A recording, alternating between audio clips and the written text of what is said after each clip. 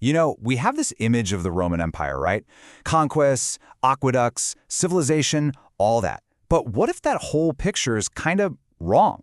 What if the story of Roman Africa wasn't a partnership at all? What if it was really a massive, centuries-long heist? Well, today we're going to follow the evidence and see if we can crack the case of this stolen empire. And this, right here, this is the whole story in a nutshell. It was never a relationship of equals, not even close. For a city like Rome, a massive, sprawling metropolis that couldn't feed itself, Africa was literally the machine keeping its heart beating. And the stakes? They could not have been higher. I mean, think about that. This wasn't some abstract economic theory they debate in the Senate. This was a ticking time bomb. Every single day. One storm in the Mediterranean, one delay in the fleet sailing from Carthage, and you'd have starvation, you'd have riots, and you'd have the city of Rome itself going up in flames. The capital's survival was completely dependent on a conveyor belt of resources from Africa. Okay, so to understand any heist, you've got to start with the motive. And Rome's motive? It was simple, it was primal, and it was absolutely enormous. It was a desperate, insatiable hunger. Just try to wrap your head around the scale of the problem. You've got a city of 1 million people. That's an urban monster, bigger than anything the world had ever seen. And here's the kicker. It produced almost nothing.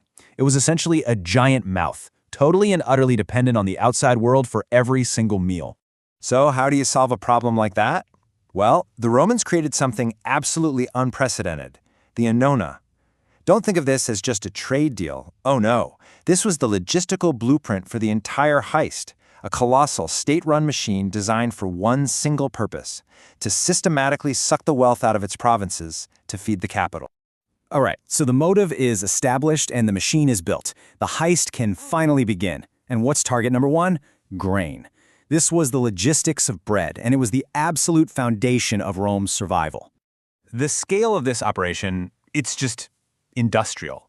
We are talking about 200,000 tons of wheat every single year, pulled from the fields of North Africa and shipped across the sea. This isn't just farming, people. This is forensic evidence of an extraction on a scale that is just mind-boggling. But here's where you see the true cost. Because to hit quotas that massive, the empire didn't just take the grain. It completely re-engineered the environment itself. Ancient forests were clear-cut to build the gigantic fleets of grain ships. Entire river systems were diverted, not to feed local populations, but to irrigate wheat for a city 1,000 miles away. They basically turned a diverse, rich landscape into a single-crop factory floor. This is probably the best way to think about it. We can forget all the romantic stuff about legions bringing civilization. If you look at the books, if you look at the